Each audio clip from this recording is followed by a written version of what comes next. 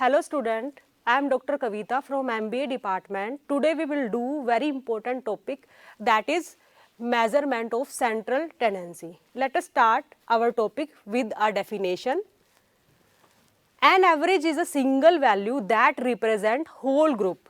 You all know we have data in bulk, but that data is not of use. We required a representative value that you can say that is average. Average is very important topic and we have different kind of average. So let us start with the purpose or function of average.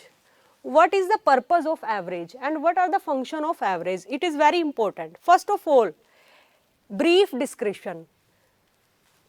Brief description is very required for bulk of data. Suppose you have data regarding the number of student.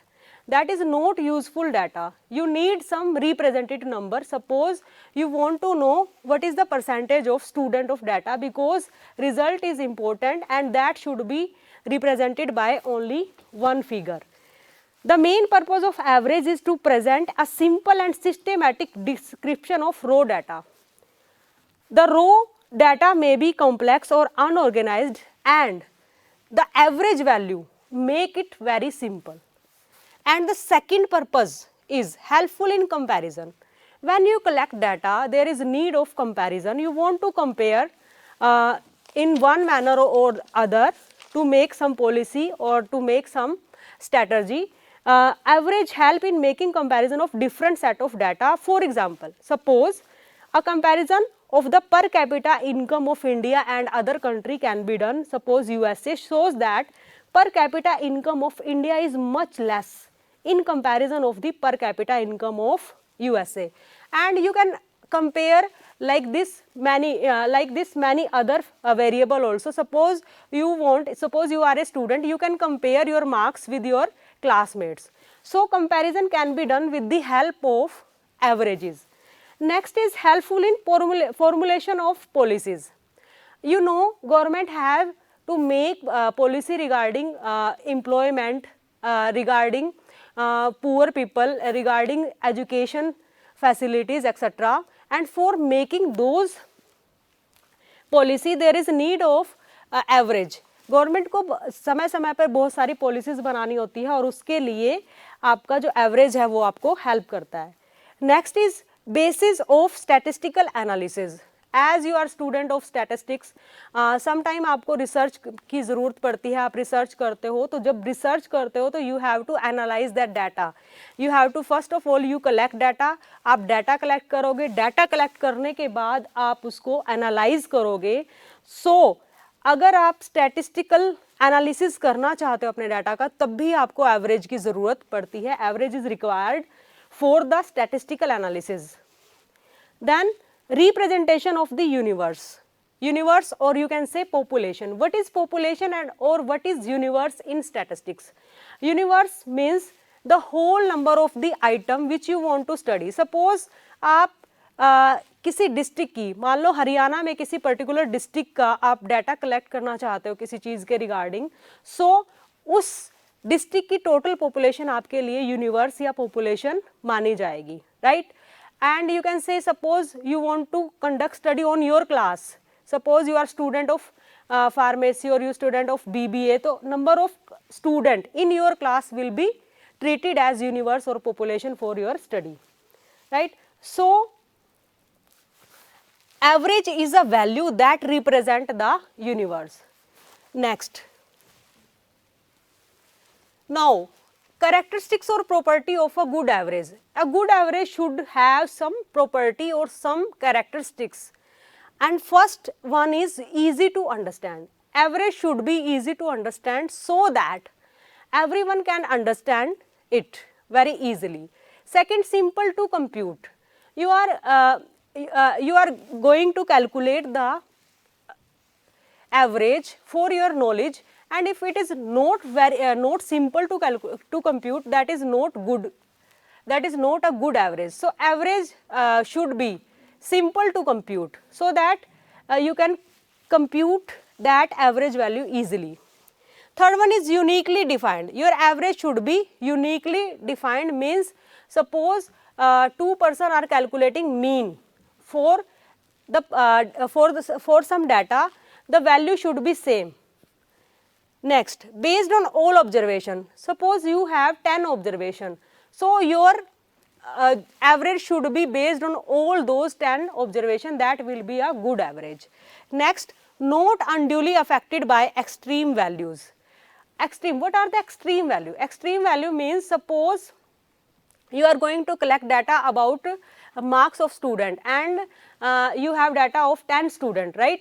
And in 10 student, one student got 100 marks out of 100 and one student got only 20 marks out of 100.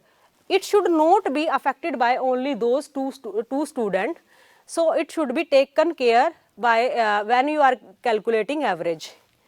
Last point is capable of further algebraic treatment. What is further algebraic treatment? Means you can prove it.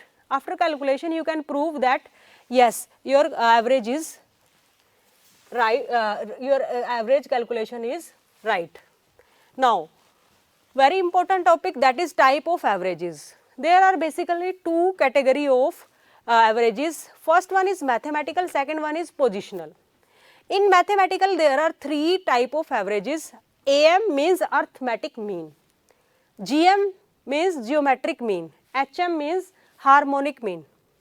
And in positional average, and positional average can also be called situational average, we have two type of averages, median and mode. As the name suggests, these are related to positional average. Now, let us do first one, that is arithmetic mean. Arithmetic mean, you can calculate arithmetic mean in three kind of series: individual series, discrete series and continuous series.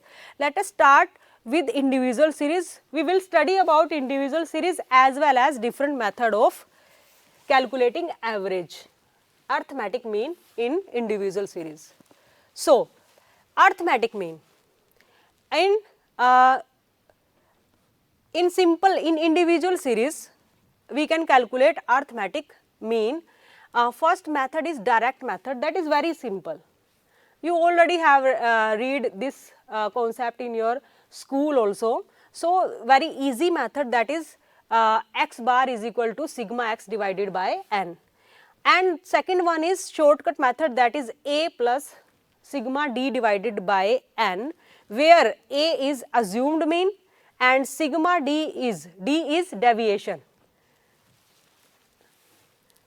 And third method can be step deviation, where x bar is equal to a plus sigma d dash divided by n into c. So, here a is equal to assumed mean, c is common factor and d dash is deviation after taking common factor. So, let us do with an example so that concept can be clear, much clear in your mind. Let us start with individual series, and with this example here you can see 10 students are given and pocket money is also given. So, you can see 1, 2, 3, 4, 5, 6, 7, 8, 9, 10, these are the students, and you can see the pocket money, that is 15, 20, 30, 22, 25, 18, 40, 50, 55 and 65, right. So, what was the formula?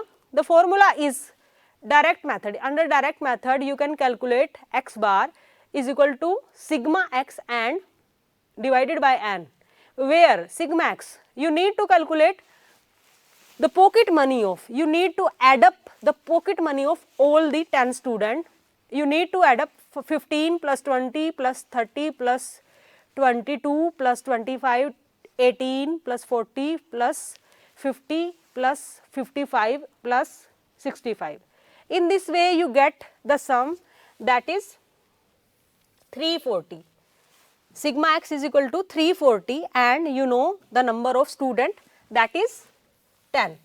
So, when you divide sigma x divided by n, you get the mean value, that is 34. 340 divided by 10 is 34. This is direct method, very simple method. Now, we will do next method, that is shortcut method. So, in shortcut method what we do? What is the difference between direct method and shortcut method? There is a little difference between the direct method and short method, that we have to assume a particular value out of the variable given us. Like we have given this pocket money, right? We assume 40 as assumed mean. You can assume any other value, you can do it by other. Suppose you can assume 25 as well as you can assume 22, it is up to you. I have assumed here 40 as my assumed mean. So, let us do the calculation for our D, that is deviation. For getting deviation you need x minus a. X is given to you this and you assumed 40 as your assumed mean. So, here 15 minus 40 minus 25, 20 minus 40 minus 20. In this way we can find all the value, minus 10, minus 18, minus 15, minus 22, 0, 10, plus 10, plus 15 and plus 25. After finding the D, we need sigma D, means sum of deviation. What is D? What is sigma D? Sum of deviation, that is minus 60. Now, put all the value in formula, and what is the formula? Formula is A. What is A? Assumed mean plus sigma D. What is sigma D? Sum of deviations divided by n. We assume our mean A 40 and sigma D is minus 60 divided by 10. 40 minus 6, that is 34, not 36, that is 34. So, you can see the answer is same as in direct method. In shortcut method and in direct method answer is same. You can see here again, this is the answer in your direct method, sigma x divided by n, and this is the answer in shortcut method, that is also 34. Why we use shortcut method? We required shortcut method when there are more numbers, there are more variables are given.